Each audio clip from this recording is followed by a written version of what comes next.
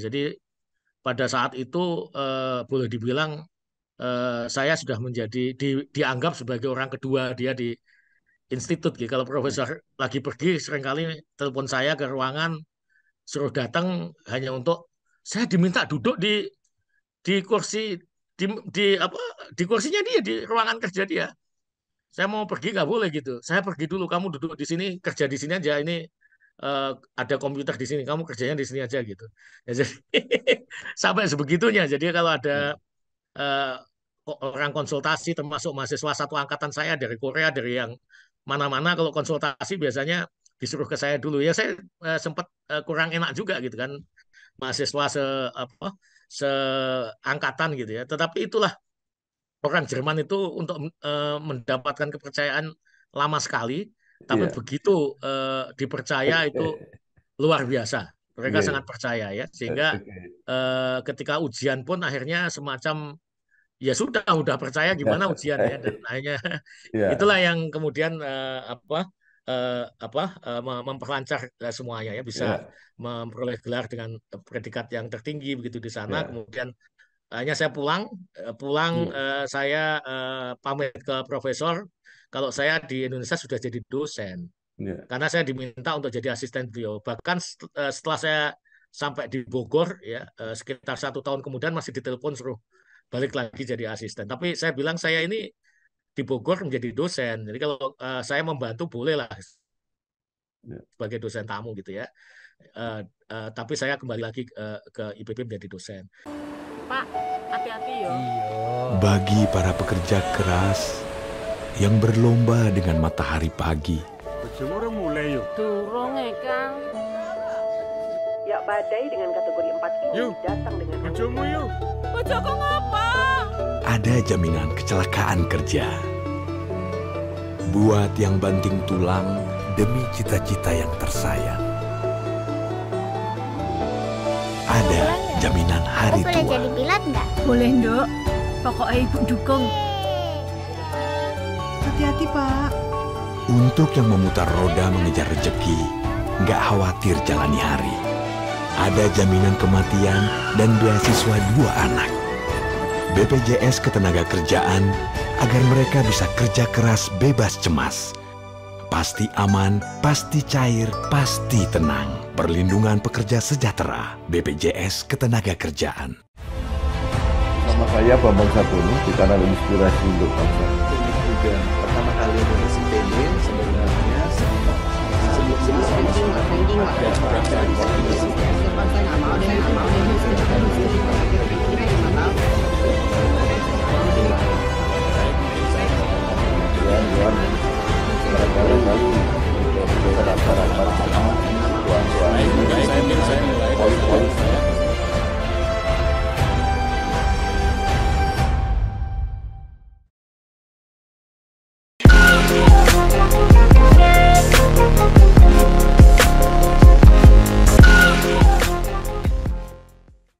Assalamualaikum warahmatullahi wabarakatuh. Bersama saya Bambang Sadono di kanal Inspirasi untuk Bangsa. Mudah-mudahan kanal ini selalu bisa memberi inspirasi, motivasi, dan edukasi. Kami sedang mempersiapkan beberapa video wawancara untuk ikut memberi makna 59 tahun Institut Pertanian Bogor. Menurut rencana, wawancara ini akan kami bukukan, dan saat ini saya sudah bertemu dengan salah seorang alumni yang sekaligus juga memimpin IPB, yaitu Bapak Profesor Dr. Insinyur Dodi Ridho Nurrohmat, MSc. Beliau adalah Wakil Rektor 3 IPB. Apa kabar, Prof? Alhamdulillah kabar baik Pak Bambang. Oke. Alhamdulillah. Beliau lahir di Ponorogo 29 Maret 1970. Prof, mungkin bisa diceritakan mulai dari pengalaman ketika menempuh kuliah di Fakultas Kehutanan IPB, kemudian meneruskan di S2 juga studi kehutanan tropika di Universitas Göttingen, Jerman, kemudian melanjutkan S3 lagi di universitas yang sama untuk politik kehutanan dan konservasi alam. Kemudian pernah merintis karir di luar IPB, tapi akhirnya kembali ke alma mater dan sampai sekarang dipercaya menjadi wakil rektor yang membidangi kerjasama dan sistem informasi. Silakan, Bro. Ya, makasih. Ini ceritanya dari mana ya? Mungkin dari sejak di Kuliah. SMA barangkali Oh, boleh, Bro. ya, Ya, di SMA. Jadi ya SMA kemudian kenapa kok ke IPB ini juga sedikit ada ceritanya ya. Ada ya, beberapa yang mungkin ada kebetulan, tetapi sesungguhnya di dunia ini nggak ada kebetulan ya. Mungkin memang semuanya sudah memang ada yang mengatur. Saya yakin semua ada yang mengatur gitu ya. ya, Nah itu juga mungkin ada pengaruh doa dan sebagainya. Nah IPB adalah salah satu dari sangat sedikit perguruan tinggi, mungkin perguruan tinggi besar yang masih mempertahankan PMDK tahun 89 itu hanya IPB. ya, Karena yang lain pada saat itu sedang transisi begitu ya. PMDK dihapus sehingga pada waktu itu ke IPB itu tidak ada pilihan lain begitu.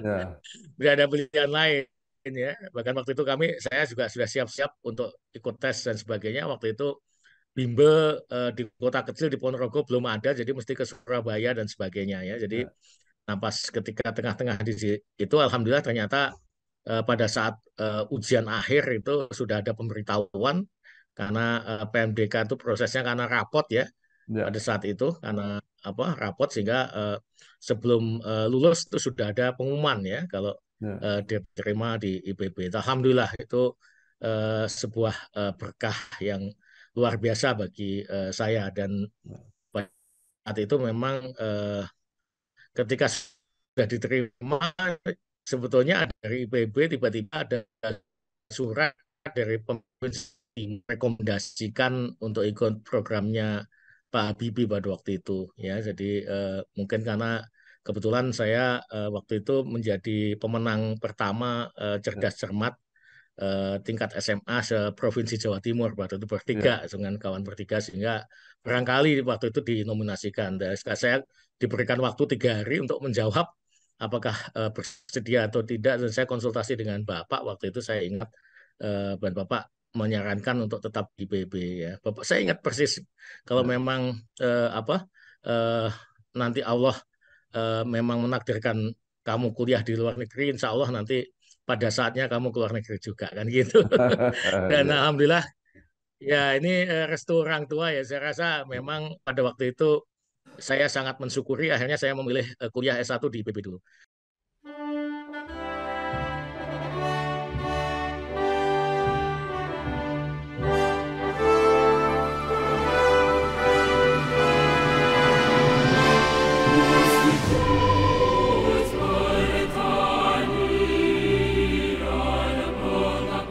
Jadi kira-kira seperti itu. Masuk di IPB, Ya, kemudian di tingkat persiapan bersama.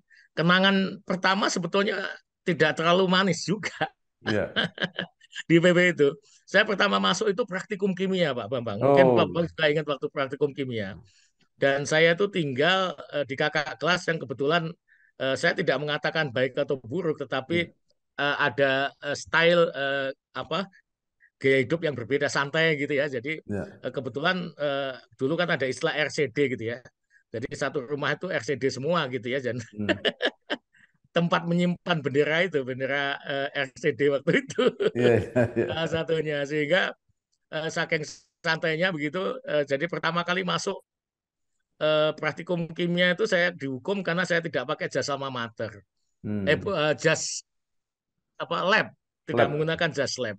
Sebetulnya saya waktu itu sudah mau bawa jas lab, cuma mungkin karena saya di ospek tuh sama kakak kelas yang waktu itu karena kita numpang ya Ya, di di dibilangin kalau hari pertama itu biasanya kenalan dulu gitu ya, nggak usah bawa jas gitu. Ternyata langsung praktikum ya di IPB ya, waktu itu ya. Dan ada beberapa hal yang kemudian eh, sebetulnya agak kenangan yang tidak terlalu manis, tapi kalau kalau diingat-ingat menjadi lucu dan manis juga gitu ya. iya, iya. Ya itu. Nah, kemudian kenapa masuk Fakultas Kehutanan dulu itu masuk kan zaman angkatan kita Pak Bambang juga mungkin kan tidak langsung masuk IPB itu langsung masuk jurusan gitu ya, langsung masuk fakultas kita di tingkat persiapan bersama dulu ya, di TPB dulu, kemudian dari TPB baru milih fakultas gitu. Saya itu orangnya pragmatis, Pak. Jadi pada Ya, waktu itu sebetulnya pilihan cukup banyak. Kalau masalah nilai sebenarnya tidak masalah gitu ya. ya, Bagi saya masuk di jurusan mana saja.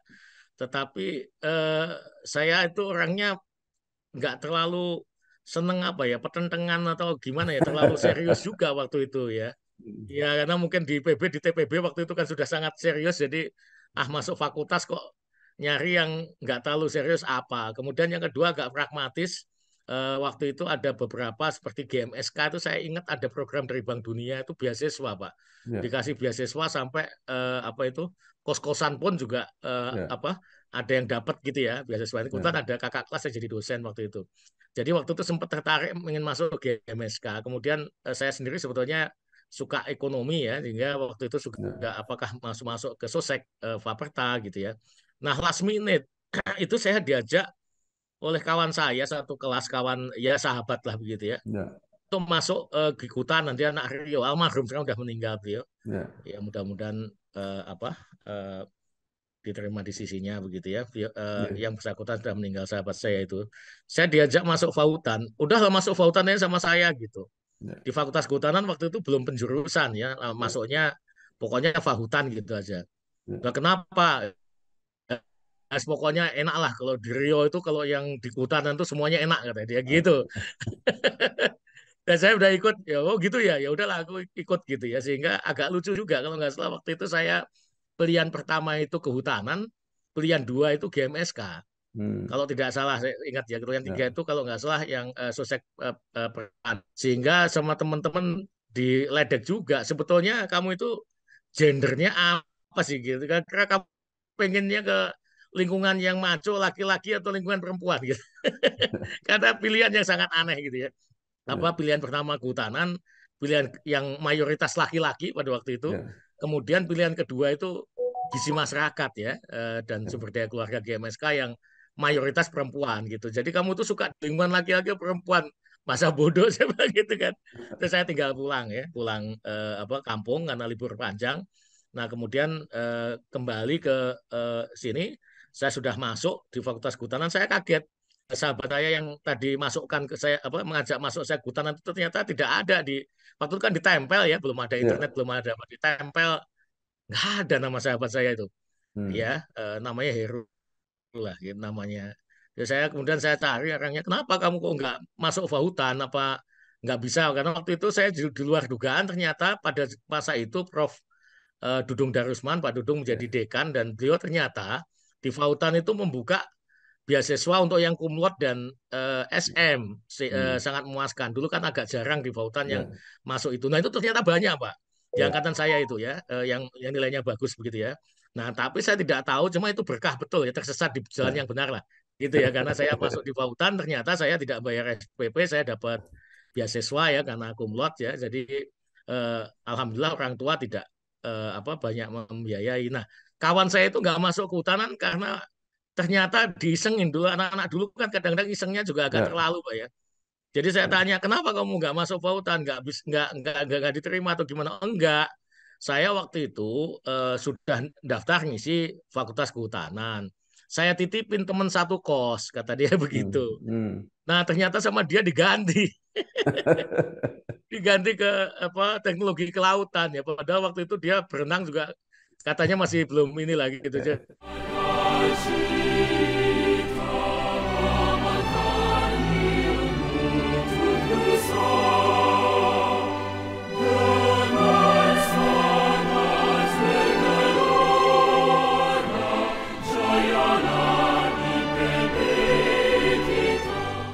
Ya, itu kemudian sekolahnya di Jerman itu setelah jadi dosen atau seperti apa?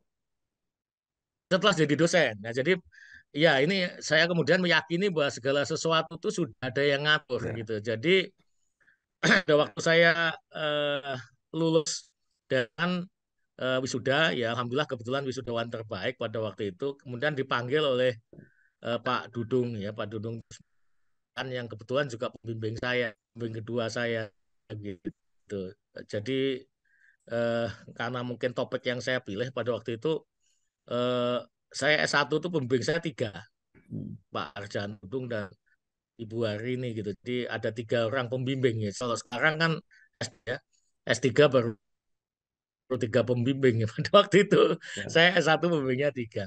Nah, ketika lulus ujian, setelah selesai wisuda saya dipanggil oleh Pak Dudung waktu itu dekan begitu ya.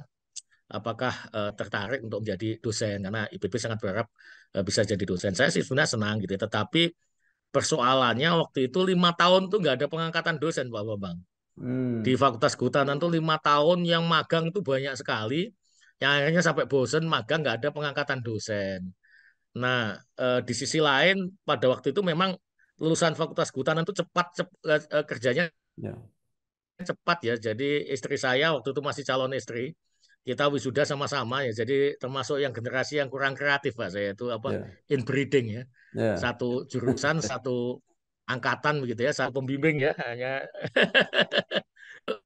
istri saya waktu itu sebelum lulus itu sudah diterima kerja waktu itu. Saya ingat ya. Jadi ada perusahaan yang mencari yang mahasiswa tingkat akhir oke gitu ya. Kerja di Jakarta. Sehingga bagi saya sebuah beban yang luar biasa gitu. Apalagi saya aktivis waktu itu, mantan aktivis, mantan ketua umum Senat Mahasiswa begitu ya. Kemudian di berbagai organisasi internasional. Kemudian lulus belum kerja itu pada waktu itu rasanya nggak nggak enak banget gitu ya. Ya. Apalagi kalau kemudian menjadi dosen tetapi masih istilahnya magang dan gajinya ya waktu itu ya Pak Dudung ya masalahnya kita tidak bisa menjamin juga nanti bisa diangkat atau tidak tergantung formasi kan. Waktu itu kan Ya. masih PNS ya harus harus PNS Ya. dosen harus PNS ya PNS. Nah saya bilang terima kasih tawarannya saya senang sekali kalau bisa jadi dosen tetapi saya ingin segera menikah Pak saya bilang gitu. Dan persoalannya eh, calon istri saya kan sudah kerja duluan Pak gitu. Jadi kalau saya nanti di sini menikah kemudian belum ada pekerjaan yang tetap rasanya sebagai laki-laki gitu ya sebagai misalnya calon Ya. suami kok rasanya kurang sehingga saya putuskan pada waktu itu untuk bekerja di luar dulu ya. 1 bulan saya menunggu cuma 1 bulan Ya. praktis nggak nganggur Pak tapi rasanya 1 bulan itu seperti 1 tahun Pak. Ya. Jadi saya kabur dari Dramaga waktu itu. Jadi setiap ketemu adik kelas tuh ditanya, Mas kok masih di sini ya? Lah apa wisuda aja baru ya kan gimana kan? Jadi saya akhirnya tinggal di rumah bude saya di Jakarta, kemudian masukin lamaran. Saya ingat saya wisuda itu tanggal 28 Mei Ya. 1994. Kemudian bulan Juni itu kan saya masukin lamaran kan. Nah, tanggal 1 Juli itu saya sudah bekerja, Pak. Itu ceritanya. Jadi saya Ya. akhirnya memilih untuk bekerja dulu di luar. Nah, ceritanya dari dosen pun sebetulnya juga kebetulan sebetulnya sudah Ya. ada yang ngatur kalau apa nggak sengaja juga waktu itu saya kerja kan tidak pakai ijazah, Pak. Ya. Kerjanya hanya pakai SKL, surat keterangan Ya. lulus. Nah, suatu saat saya tuh mikir, teman-teman tuh kok pada punya legalisir ijazah tuh, Pak. Ya. Nah, dulu saya belum punya legalisir ijazah gitu ya. Terus saya mikir, kok saya nggak punya legalisir ijazah ya. Sewaktu-waktu mungkin saya perlu gitu ya. Terus saya pas agak longgar di kantor, saya izin nggak apa pergi ke Bogor untuk mau legalisir ijazah supaya saya punya legalisir ijazah gitu ya. Hmm. Itu setelah kurang lebih 2 tahun bekerja Ya. di luar gitu ya, 1,5 tahun lah, 1,5 atau 2 tahun, 2 tahun lah ya. Nah setelah itu pas sampai di Fakultas Kehutanan ketemu Prof. Nureni, Pak Nureni waktu itu. Jadi dipanggil rupanya dicari oleh Pak Dekan gitu. Cuma nggak tahu saya di mana karena sudah di Jakarta kan. Oh Pak Dodi dicari Pak Dekan gitu ya. Jadi waktu itu pas ada lowongan dosen gitu ya disuruh ikut apa mendaftar gitu.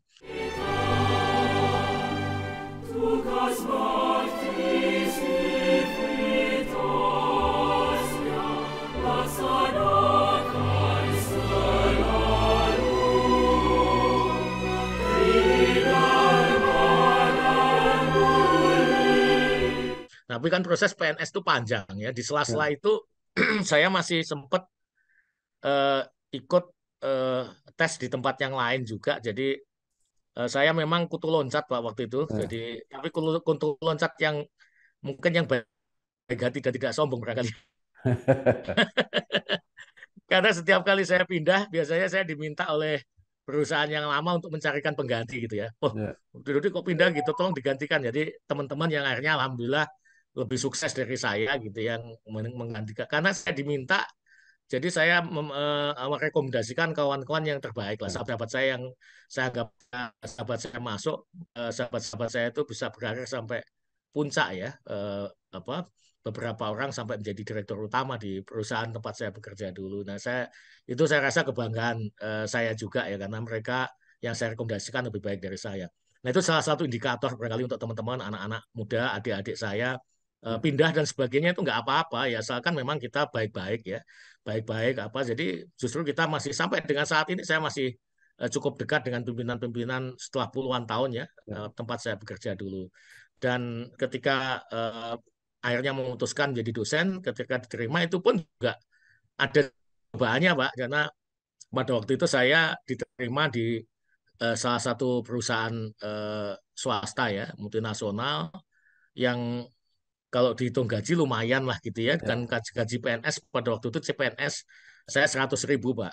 ya, Gaji saya di luar pada waktu itu saya seminggu sebelum SK saya di PB itu keluar seminggu sebelumnya saya diterima di perusahaan itu. ya.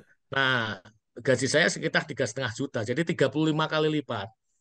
Jadi waktu itu saya sudah siap-siap ya namanya keluarga muda ya udah nyicil rumah gitu ya kemudian mau karena tempatnya agak jauh mau nyicil mobil udah ke showroom sama istri nah kemudian seminggu kemudian ada SK turun nah saya serius ini kemudian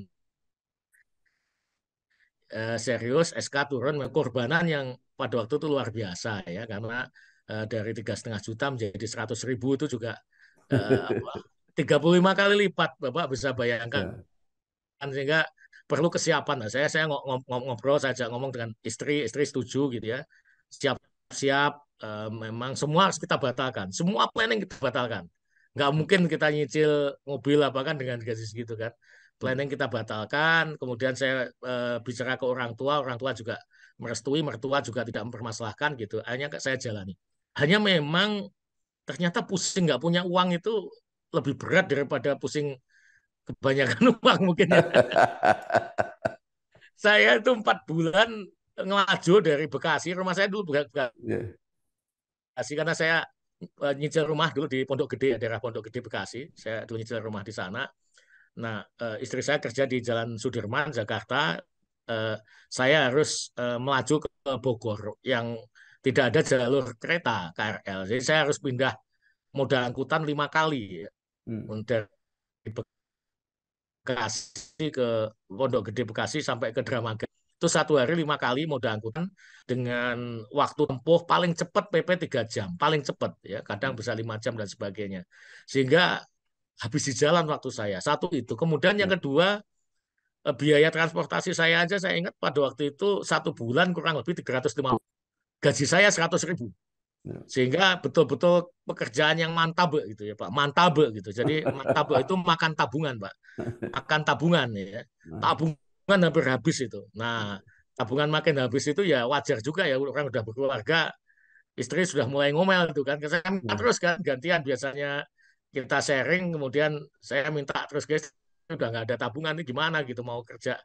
Nah, tapi alhamdulillah semua memang sudah diatur ketika sudah di posisi yang sangat kritis ya, uang sudah hampir nggak ada. ya, Ada tawaran pekerjaan, Pak, ke luar Jawa, hmm, apa proyek lah gitu ya. ya, Diajak proyek dosen menggantikan dosen senior. ya, Bahkan tiketnya pun, Pak, ya, tiketnya saja masih pakai tiket orang lain. Dulu masih bisa. ya, Jadi tiketnya pakai tiket nama orang lain gitu sampai 2 kali, Pak. Kan tempatnya itu tidak hanya naik pesawat gede, kemudian ganti pesawat kecil. Jadi ada satu pulau di apa Maluku yang namanya Pulau Mangole ya. hmm, Nah itu nanti setelah itu masih naik speed lagi Pak lewat laut. Nah itu nyari orang yang mau survei waktu itu sulit sekali gitu. Karena saya tidak punya uang. Nah, itulah saya merasakan bagaimana kepasrahan ketika kita sudah ya udah nggak mikir lah mau pakai tiket orang lain mau ya, naik speed lewat laut. Ya alhamdulillah itu masa-masa sulit itu bisa dilalui begitu. ya, Itu ya, sebelum kuliah ke Jerman ya. Jadi ya. Seperti itu.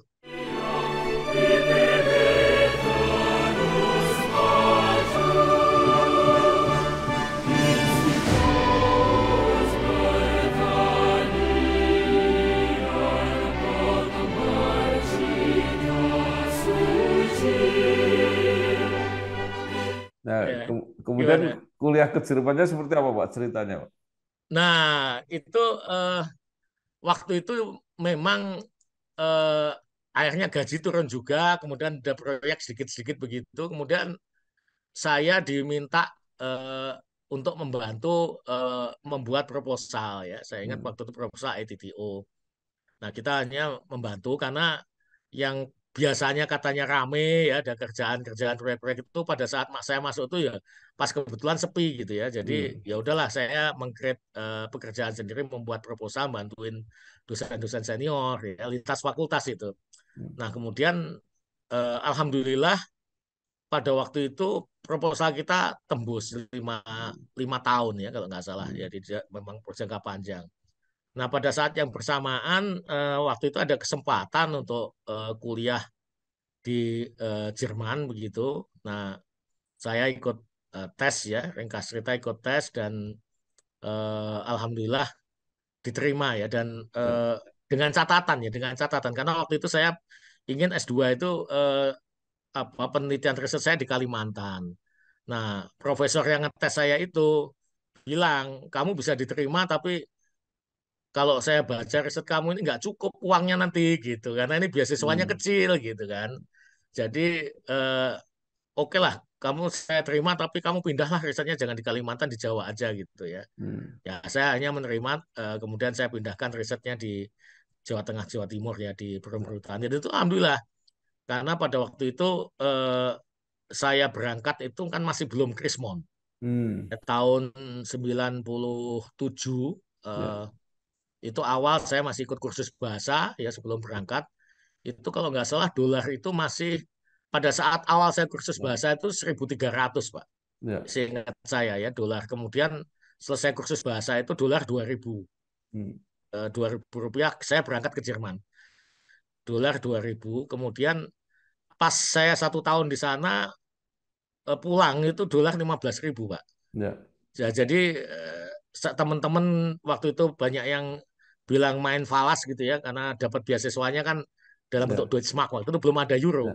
Ya. Jadi euro itu ketika saya S3. Jadi saya mengalami tidak hanya pergantian presiden pada saat kuliah 2 kali tapi pergantian dari Deutschmark ke euro ya pada waktu itu Hmm. dengan segala dinamikanya. Nah, saya alhamdulillah pada waktu itu ya itu eh, ada ini dengan beasiswa yang kecil tetapi karena waktu itu Krismon Ya. ya uang penelitian yang kecil tadi menjadi gede sekali Pak. Ya. Bapak bisa bayangkan berangkat 2.000 Ya. dolar pas saya penelitian 15.000 Pak. Ya. Jadi memang unexpected tapi Ya. menyenangkan gitu ya. Karena saya termasuk safety player ya. Jadi Ya. saya tidak bisa ngirim banyak apa sisa uang kuliah di sana ke keluarga dibeliin apa itu rupiah gitu ya kayak Ya. seperti itu tapi kok ya pas eh, apa ya ketika saya waktunya pulang itu Ya. dolar lagi tinggi-tingginya waktu itu Ya. di puncak gitu Ya. sehingga eh, dan dengan penelitian di Jawa yang saya Ya. penelitiannya di rumahnya Pak Le ya Om Ya. begitu ya Ya. nah itu kan juga biaya super hemat ya nah Ya. itu jadi biasa saving luar biasa sehingga saya bisa punya rumah di Bogor setelah penelitian gitu ya. Jadi semuanya udah ada yang ngatur. Nah, memang waktu itu ada korbanannya. Jadi eh, antara bahagia dan sedih juga karena ketika saya berangkat kurang lebih saya berangkat itu bulan Oktober tahun 97 ke Hmm. Jerman. Eh, bulan November tanggal 2 November anak saya lahir, Pak. Hmm. Kembar. Jadi kami Hmm. agak terlambat punya anak. 3 tahun saya baru punya anak. Setelah punya anak kembar. Nah, Hmm. seharusnya diprediksi bulan Januari, tapi ya apa eh, Tuhan berkehendak lain, rupanya tanggal 2 November sudah lahir. Jadi ketika itu Hmm. baru kemudian sekitar 1 bulan lah, barangkali saya Ya. 1 bulan di Jerman. Saya berangkat September atau Oktober waktu Ya. itu. Sekitar 1 bulan di Jerman. Jadi saya nggak punya uang untuk pulang. Hmm. Sehingga ketika saya pulang ngambil data itu kan 1 tahun ya, Ya. ngambil data penelitian S2 itu anak saya nggak kenal Pak. Jadi waktu Hmm. jemput di bandara itu kan anak lagi tidur ya di mobil ya, kita Ya. mobil sewaan gitu. Kemudian pas saya pangku gitu bangun nengok ke saya ke wajah saya itu, waduh nangis gak karuan tuh anak saya. Nah di situ eh, rasanya terenyuh sekali ya. Hmm. Saya dulu kan belum ada Zoom kayak begini ya, jadi saya hanya hanya dikirimi foto-foto gitu. Ya. Kalau ingat itu nangis. Kemudian telepon juga luar biasa mahal ya karena belum ada telepon internet. Jadi Ya. itulah itu suka Ya. dukanya dan ketika itu saya kemudian eh, bertekad kalau saya S3 saya harus membawa anak dan istri. Saya harus nyari beasiswa Ya. yang memungkinkan anak dan istri dibawa dan alhamdulillah bisa gitu hanya bisa membawa Ya. anak istri.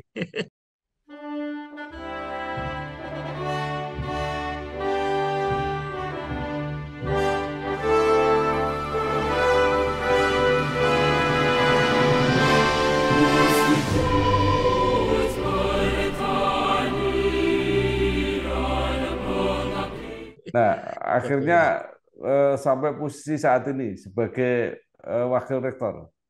Iya, jadi waktu itu eh, kuliah cukup lama dan ini salah satu persoalan sebetulnya teman-teman yang kuliah di luar ya. Jadi kalau udah lama saya cukup lama 6 tahun saya 6 tahun kemudian istri juga nyusul dan istri alhamdulillah juga bisa kuliah ya S2 dan Ya. S3 karena di Jerman itu boleh dibilang kuliahnya gratis Pak. Ya. Yang mahal kan biaya hidup ya, kuliahnya Ya. murah gitu ya. Ya. Dan istri saya mumpung di sana saya minta ikut kuliah juga dan alhamdulillah saya punya kawan-kawan dekat gitu ya karena kuliah di luar negeri itu yang sering kali orang lupa sebenarnya yang sangat penting networking. Ya. Networking. Jadi banyak orang kuliah di luar negeri itu hanya pindah tidur, Pak. Ya. Ya, jadi ternyata ya sekian tahun di luar cuma ya bergaulnya selalu dengan orang Indonesia ya, ya bagus gitu Ya. Ya. ya. Tetapi menjadi tidak sama sekali nggak punya network itu banyak sekali yang ternyata seperti itu. Nah, alhamdulillah saya punya cukup banyak network ya dengan teman-teman yang di sana, dengan profesor, dengan teman Jerman sehingga ketika istri saya datang itu banyak yang menolong gitu ya, bahkan untuk ikut tes dan sebagainya ya walaupun tetap prosedur harus dilalui tetapi banyak kemudahan. Nah, sempat kita pada satu posisi yang agak wawang ya, istilahnya apa ya? Mau pulang itu gimana ya nanti gimana? Dan saya sendiri pada waktu itu juga digondeli sebenarnya sama profesor ya di apa eh, profesor saya bilang saya mau pulang tuh malah dikasih kerjaan gitu ya saya suruh jadi tim leader sebuah apa pekerjaan di Uni Eropa begitu ya. Eh, saya semacam deputinya lah gitu ya. Nah ada untungnya juga tim kami itu udah leading dan saya diminta untuk beberapa kali ke Austria ke Wina gitu ya. Karena itu kan saya dari Jerman ke sana 2 kali gitu dan saya agak kaget karena posisinya itu saya mewakili profesor yang beliau itu sebagai chairnya, sebagai ketua dari apa kayak semacam apa itu dewan pakarnya lah apa ketua tim peneliti lah gitu Ya. ya. Nah itu saking percayanya. Jadi ini juga barangkali bisa menjadi ini juga kepada kawan-kawan. Ya. Saya berangkat ke Jerman tuh eh, pada awalnya juga tidak banyak ekspektasi yang apa. Barangkali saya hanya lulus gitu aja udah alhamdulillah kan gitu di negeri orang kita persiapan juga saya juga nggak ngerti lah bahasa segala macam kan kita sekolah di luar gitu jadi ya ya pokoknya saya pengen sebaik-baiknya gitu tetapi eh, memang hasil itu tidak membohongi usaha gitu ya jadi Hmm. awal-awal cukup stres juga ya, terutama ketika di S3 kan saya ikut program reguler. Jadi kalau S2-nya saya internasional, S3 saya harus ikut bahasa Jerman sampai lulus, kemudian setelah itu ikut program reguler. Yang menjadi sulit, profesor minta saya ikut kuliah cukup padat karena lima kali dalam 1 minggu, hampir mirip sama anak S2 gitu. Bahasa Jerman, 2 bahasa Inggris dalam satu waktu ini frekuensi ngaturnya itu sulit sekali, Pak. Bagi kita Ya. orang Indonesia yang bahasa Inggrisnya juga waktu itu belum, ya bahasa Inggrisnya nggak terlalu bagus lah. Mungkin sampai sekarang juga nggak terlalu bagus. Bahasa Jerman juga waktu itu walaupun sudah 1 tahun ternyata ketika apa duduk di ruang kelas ya itu masih apa istilahnya gembrebek lah gitu ya. Banyak yang nggak paham juga gitu. Nah ini juga persoalan gitu sehingga belum lagi profesor saya yang belum pernah ke apa Indonesia, belum pernah ke negara berkembang yang bayangannya tentang Indonesia waktu itu masih kurang bagus ya. Jadi apa masih tidak belum semaju sekarang lah gitu ya. Ya. Sehingga waktu itu ekspektasi saya hanya lulus gitu aja dan bahkan ketika apa mau menghadap profesor itu ya harus berdoa dulu gitu masuk mau Ya. ngetok pintu aja berdoa dulu ya, sama dengan teman-teman Afrika segala macam kita bercanda itu ya berdoa gitu ya jadi saking apa nervousnya gitu ya Ya. tapi saya gini Pak waktu itu eh, setiap kali saya nulis apapun nah, pokoknya nulis di koran nulis di apa nulis di conference paper segala macam saya taruh aja di ada semacam lacinya profesor gitu kan. Nah lama-lama mungkin dia mikir juga nih, saya bikin buku segala macam gitu ya di sana di Jerman ya dengan teman-teman proceeding kita bukukan. Mungkin anak ini kok sepertinya rajin gitu, kali gitu ya Ya. dia.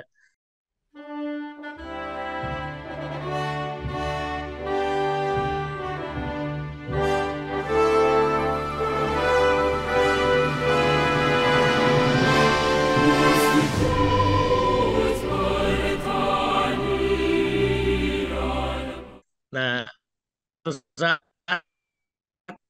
diminta untuk ikut ngajar, ikut apa ya. Wah, yang nungguin itu kakak kelas dulu gitu ya, orang Jerman. Kemudian yang berikutnya ditungguin oleh asisten dosen sampai terakhir itu sebelum dilepas profesor saya itu duduk dia ikut di dalam kelas tapi saya yang di depan profesor saya duduk di bangku paling depan gitu nungguin gitu kalau ada yang salah dikoreksi gitu jadi saya ngalami ya bagaimana kita ngajar di depan profesor yang nungguin Ya. kita di depan kita gitu Ya. nah setelah itu rupanya dia mulai percaya gitu ya dia mulai percaya kemudian saya ditelepon waktu itu di rumah saya diminta untuk eh, mengedit buku dia yang mau diterbitkan di Springer. Ya waktu itu masih keluar Academic Publisher yang kemudian diakuisisi oleh Springer. Nah, saya hanya dikasih waktu 2 minggu untuk mengedit buku yang ditranslate dari bahasa Jerman ke bahasa Inggris. Itu kurang lebih 500 halaman. 2 minggu. Yang masih acak-acakan formatnya. Nah, dilematis karena waktu itu saya sudah tahun keempat, sudah tahun terakhir S3 saya begitu, kemudian ditawari itu. Nah, sulitnya dilematisnya apa? Kalau saya terima, kemudian eh, disertasi saya bisa terbengkelai kan repot karena saya udah tahun terakhir ya, beasiswa Ya. saya putus, saya harus pulang gitu ya.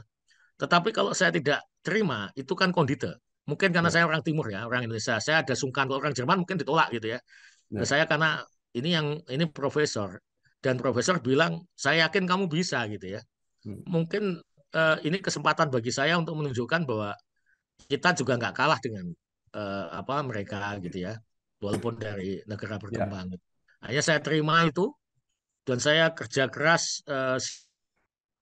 siang malam lah boleh dibilang dan kurang dari seminggu buku itu sudah jadi. Kurang dari 1 minggu. Jadi ekspektasi profesor mungkin 2 minggu nggak jadi gitu. Saya kurang dari seminggu jadi. Saya bawa ke apa profesor kampus kaget sekali. Iya. Wah, kamu ternyata kerjanya luar biasa ya. Gitu. Pada titik itulah kemudian 180 derajat berubah ya pandangannya terhadap saya dan sebagainya. Jadi pada saat itu boleh dibilang saya sudah menjadi dianggap sebagai orang kedua dia di institut gitu. Kalau profesor lagi pergi seringkali telepon saya ke ruangan suruh datang hanya untuk saya diminta duduk di kursi di, di apa di kursinya dia di ruangan kerja dia. Saya mau pergi nggak boleh gitu. Saya pergi dulu, kamu duduk di sini kerja di sini aja. Ini ada komputer di sini, kamu kerjanya di sini aja gitu.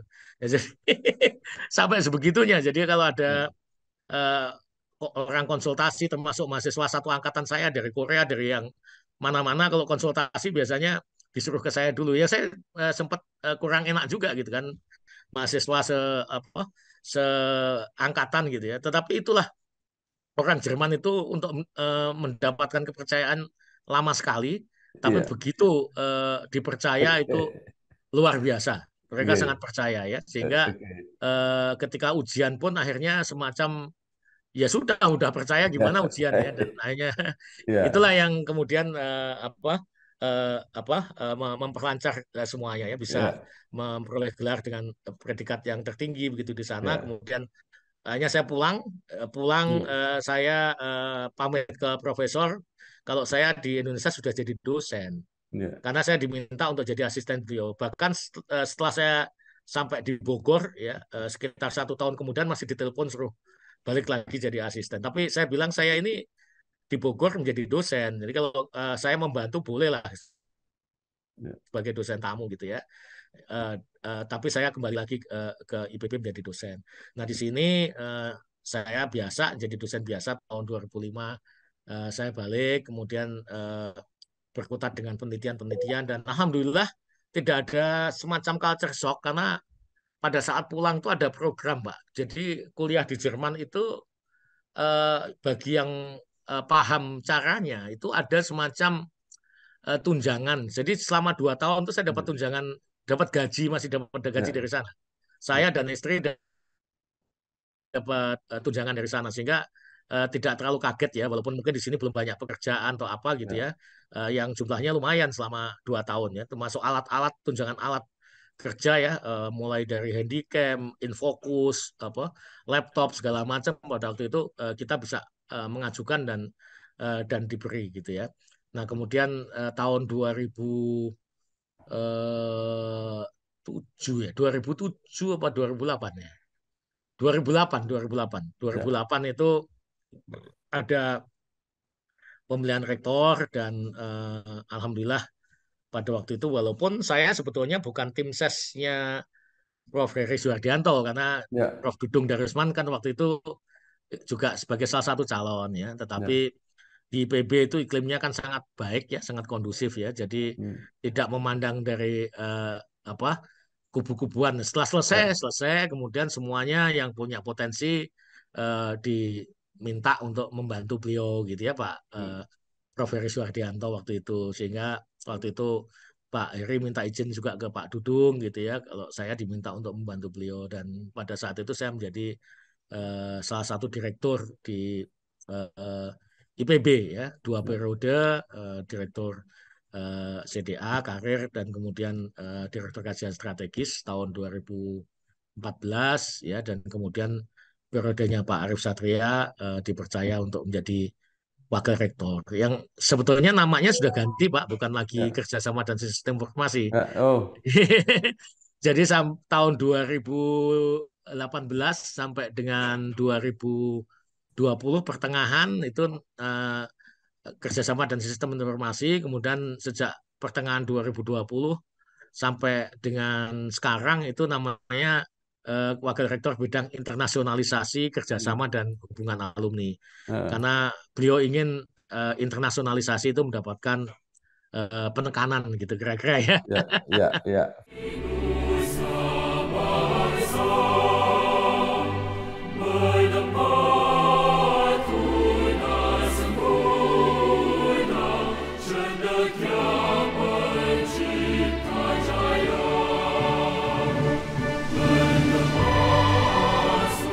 Ini kan bidangnya hampir sama, internasionalisasi, kerjasama, dan hubungan alumni tadi. IPB ini kan reputasinya sudah luar biasa ya, di Indonesia sudah eh, elite lah, papan atas gitu, di apa internasional saya kira juga sudah dikenal. Maka kerjasamanya apa saja, Prof, yang kira-kira menjadi unggulan IPB saat ini? Kita kerjasama ini memang kerjasama ini kan mutual trust Pak ya. Ya.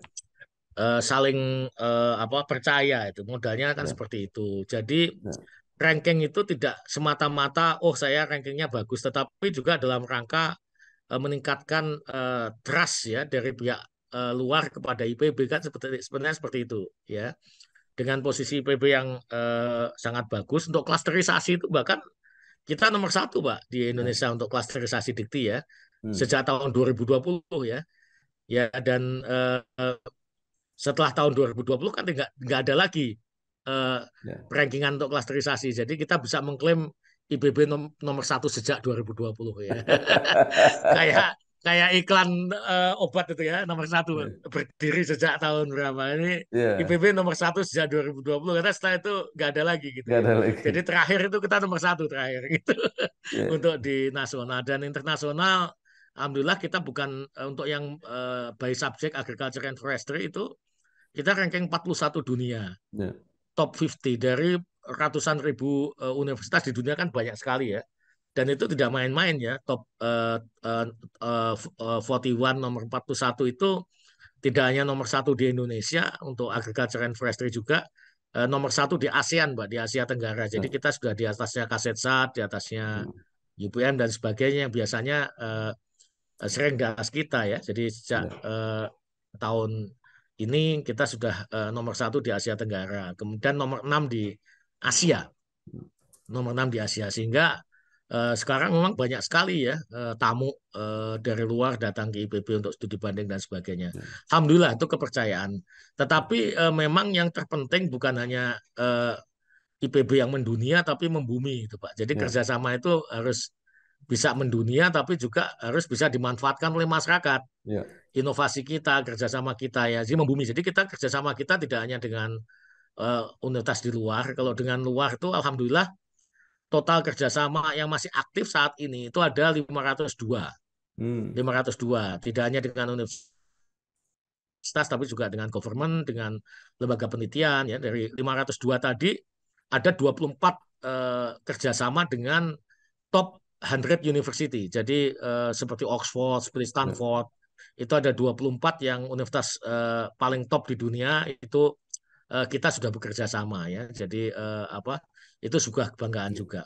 Tapi selain itu kita juga ada kerjasama dengan kurang lebih 1.800 ya mitra di dalam negeri gitu ya. Jadi selain 502 mitra internasional, kita juga punya mitra kurang lebih 1.800 ya di dalam negeri untuk kerjasama dalam banyak hal, mulai dari hilirisasi inovasi, riset bersama dan sebagainya.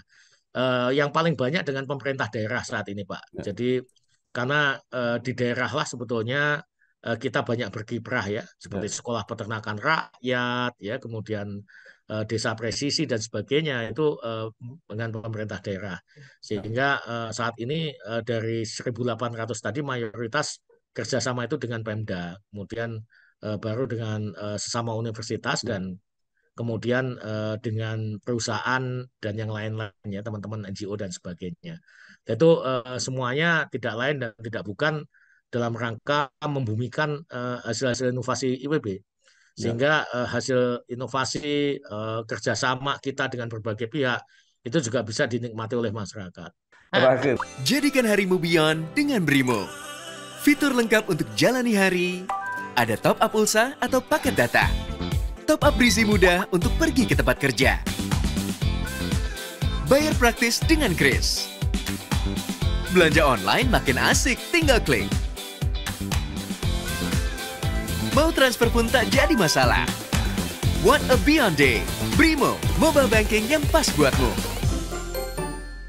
Ya, ini hubungannya dengan tadi Pak, setelah kerjasama banyak yang dilakukan dengan alumni apa Pak? Alumni itu kan saya kebetulan jadi direktur pertama kali itu kan pengembangan karir dan hubungan alumni. Jadi saya menjadi direktur di BB tahun 2008 itu sudah berurusan dengan alumni sehingga saya sangat dekat ya dengan kawan-kawan alumni ya, plus dinamikanya. Tapi saya mencoba untuk menikmati itu semua ya. Pak Bambang mungkin tahu sendiri lah ya kalau alumni ini kan sama dengan mantan lah Pak ya. Ya kan Pak. Mantan mahasiswa IPB. Jadi hubungan dengan mantan ini kan kadang-kadang unik juga kan gitu. Mantan satu aja susah ya, apalagi kalau mantannya banyak kan gitu. Mantannya ratusan ribu kan gitu ya. Ya, Nah, untuk menyamakan persepsi dan sebagainya kan sulit.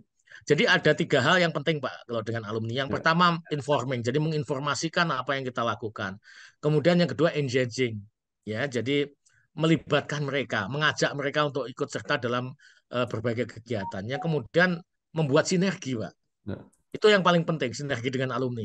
Karena alumni ini Pak, kalau tidak diberikan informasi, ya, ya diam-diam juga mereka juga nyari informasi Pak. ya. Ya kayak kalau mantan kan diam-diam kan masih lihat status Facebooknya gitu ya. Iya, iya. Ya, lihat ini Twitternya, Instagramnya kan diam-diam begitu. Jadi ngikutin juga sebetulnya. Iya, Alumni itu walaupun kelihatannya cuek ngikutin gitu ya. Nah iya, kalau ngikutin dari orang lain kan bisa jadi salah gitu ya. iya, iya. Nah, lebih baik kita yang memberikan informasi yang benar. Makanya informing itu menjadi sangat penting. Kemudian yang kedua mengajak Iya, engage ya. Jadi iya. mengajak mereka untuk sama-sama dan menjaga harmonisasi itu juga sangat penting karena namanya sesama mantan itu kan kadang-kadang ada jealous dan sebagainya. Ya, Jadi kalau ada sedikit keributan itu kayak saya pikir itu tandanya mereka mencintai PB, Pak. iya, iya. Kalau orang yang nggak cinta kan nggak ada. Kalau ada yang ini kan ada yang merasa lebih dekat ya, kan nggak enak juga Pak gitu ya. Mantan itu Ya, kan gitu sesama mantan, oh ya, sana kok kelihatannya lebih dekat gitu ya. Ya ya. ini kan kadang-kadang, nah bagaimana supaya itu harmoni, para mantan itu harmoni dengan kita gitu ya. Dan kemudian tidak hanya itu tapi sinergi ya, Ya, sinergi. Jadi sinergi dan membuat mereka seperti soulmate kita lah gitu ya, bukan hanya just friend gitu ya, ya, tapi bersinergi sehingga kita bisa tumbuh bersama, berkembang bersama, maju bersama. Dan alhamdulillah itu sudah kita lakukan, Pak. Sudah mulai bisa kita rasakan ya. Waktu COVID kebetulan saya ketua tim krisis center IPB, itu dukungan alumni luar biasa. ya, Dukungan alumni luar biasa. Jadi kalau kita ingin tahu saudara yang sebenarnya itu kan bukan pada saat kita senang, Pak, ya, tapi pada saat kita susah. Siapa yang dekat dengan kita pada saat kita susah itulah saudara yang sebenarnya kan itu ya, sebetulnya. Dan ya. itu terbukti. Alumni IPB luar biasa, himpunan alumni IPB luar biasa. Dukungan ketika kondisi sedang sangat sulit kita COVID dan kita hanya bahu membahu. Ini juga kemarin di gempa Cianjur juga kita terus berkoordinasi untuk memberikan yang terbaik yang bisa kita lakukan ya dalam banyak hal, program dan sebagainya, termasuk kaitannya dengan internasionalisasi apa. Himpunan alumni itu sudah punya beberapa cabang di luar negeri, Pak. Ya, Di Amerika, di Malaysia, di kemarin yang terakhir minggu yang lalu yang baru diresmikan di cabang khusus Eropa ya. ya, Jadi DPC HAIPB ya. Eropa yang pusatnya di Belanda. Dan insya Allah nanti akan terus kita tambah terus. Dan ini saya rasa sebuah sinergi ya, bukan lagi informasi saja, tapi sudah sinergi dengan alumni. Insya Allah kita akan berkembang lebih baik lagi ya dengan Baik. hubungannya sangat baik dengan alumni gitu Pak Bambang. Baik, terima kasih sekali Sami-sami Pak. Profesor Dr. Insinyur Dodi Ridho Nurrohmat MSI, Wakil Rektor 3 IPB bidang internasionalisasi, kerjasama dan hubungan dengan alumni. Mudah-mudahan bermanfaat, terutama tadi pengalamannya kuliah di luar negeri sangat inspiratif, cara merintis karirnya juga luar biasa. Selamat bekerja, sukses Prof. Terima kasih. Wassalamualaikum warahmatullahi wabarakatuh. Waalaikumsalam warahmatullahi wabarakatuh. Makasih Pak Bambang. Terima kasih Prof. Mohon maaf. Sehat selalu. Ya. Oke, matur nuwun.